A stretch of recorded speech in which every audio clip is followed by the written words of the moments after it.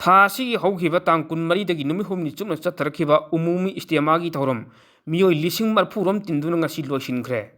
ꯍꯥꯏꯔꯤꯕ ꯊꯧꯔꯝ ꯑꯗꯨꯗ ꯂꯝꯗꯝꯁꯤꯗ ꯍꯧꯖꯤꯛ ꯅꯦꯅꯥ ꯇꯥꯗꯕ ꯐꯤꯚꯝ ꯑꯃ ꯂꯩꯔꯤꯕ ꯑꯁꯤ ꯁꯥꯟꯇꯤ ꯄꯨꯔꯛꯅꯕꯒꯤꯗꯃꯛꯇ ꯃꯌꯥꯝꯒꯤ ꯑꯣꯏꯕ ꯄ꯭ꯔꯦꯌꯔ ꯑꯃꯁꯨ ꯄꯥꯡꯊꯣꯛꯈꯤ꯫ ꯂꯣꯏꯅꯅ ꯍꯤꯔꯝ ꯑꯁꯤꯒꯤ ꯃꯇꯥꯡꯗ ꯏꯄꯥꯛ ꯇꯤꯚꯤ ꯅ꯭ꯌꯨꯁꯒ ꯏꯁꯇꯦꯃꯥ ꯑꯁꯤꯒꯤ ꯃꯔꯨꯑꯣꯏꯕ ꯊꯧꯗꯥꯡ ꯂꯧꯔꯤꯕ ꯑꯗꯨꯒ ꯃꯗ꯭ꯔꯁꯥ ꯗꯥꯔꯨꯜ ꯎꯂꯨꯝ ꯂꯤꯂꯣꯡꯒꯤ ꯑꯦꯁꯤꯁꯇꯦꯟꯠ ꯁꯦꯀ꯭ꯔꯦꯇꯔꯤ ꯃꯧꯂꯥꯅ ꯃꯨꯍꯩꯌꯨꯗꯤꯟꯒ ꯑꯈꯟꯅꯅ ꯎꯅꯕꯒꯤ ꯄꯥꯎꯗꯝ ꯑꯃ ꯃꯤꯠꯌꯦꯡ ꯇꯝꯃꯤꯟꯅꯁꯤ꯫ ꯎꯃꯨꯃꯤ ꯏꯁꯇꯦꯃꯥ Manipur ngasi yamna chawna mai pakpa galoinana achauba aroibagi dua amaga loinana loisinkhre haribe istama si mioi lising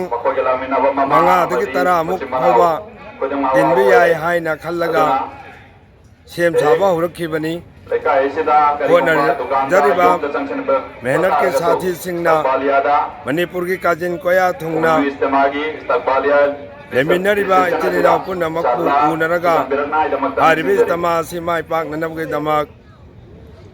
होनरखिबा अदुना मियामना चौबा सहयोग पिबिरक्तुना मियामना चौबा थाजबा अमगा लोइनना चंगसेनबिरक्तुना ngasi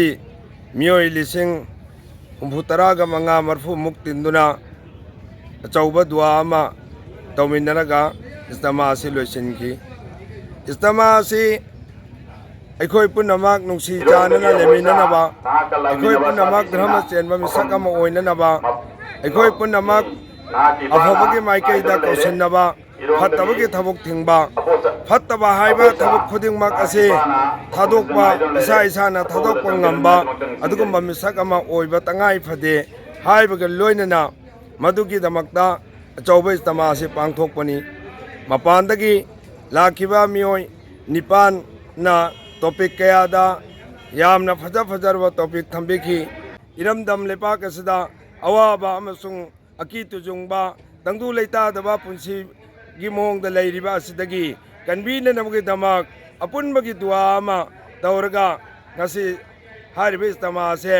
लोसिनखिबा से इखोइ पुनमकना यामना थमोइदा हरावबा पोकचै अमसुंग हारिबे इस्तमा सिगी दमक माइ पाकननबगे दमकता अंगम्बा वागी चरुगी हिदाकी पैसागी चेंगी वहैगी गारीना एक मतेंग पांगलखिबा शेयर लौरखिबा अमसुंग थौदांग लौबिरखिबा मिपुंग खुदिंगमक यामना थमोइदगी सिंजलांगजरिबा सिंगी माइकैदगी हैनगाय लेतना थागचरी अमसुंग मखोइगी अजरो अजिम पीना बियु हाइना ngasiगी दुआदसु यावखि यामना नुंगाइतबा वफम अमदी मियाम लाकनी हाइबगी थाजबा अमगा लोइनना अचौबा पिंडाल अमा स्क्वायर फीट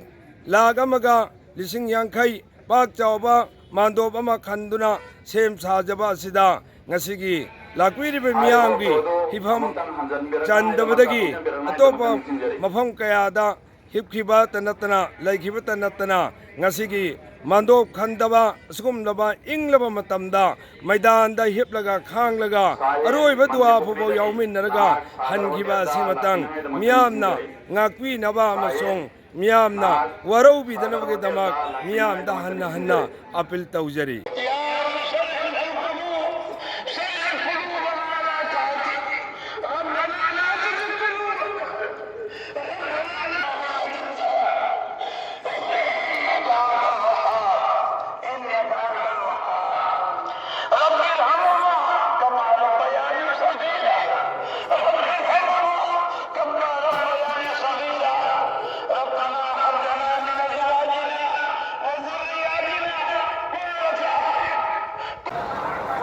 अल्लाह के नबी मोहम्मद सल्लल्लाहु अलैहि वसल्लम ना तौरंबा नियम नीति दुदैदा पुंसी मारी लसी हिंगबा ngamnanaba मियाम पुमना दुआ तौमिनबा स्पेशली अखोइगी मणिपुर की कंसर्न दा मणिपुर की थोलिबा इरांग असि अखोइ खुदिमक की तंगदु लेताबा फिबम लाकनिबिदमकता पुन्ना दुआ तौमिनबा यावबा फंगजबसी यामना नुंगाइजै।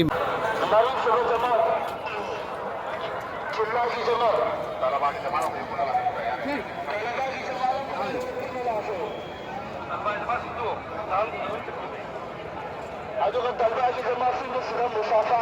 dalbaji jama darum ki jama dalbaji jama darum ki jama to ꯖꯌꯗꯥꯔꯣꯝꯒꯤ ꯇꯧꯅꯥꯁꯤꯡꯗ ꯂꯣꯏ ꯂꯥꯛꯑꯁꯤ ꯑꯗꯨꯒꯤ ꯃꯔꯛꯇ ꯀꯩꯅꯣꯃꯥꯒꯤ ꯖꯃꯥꯠ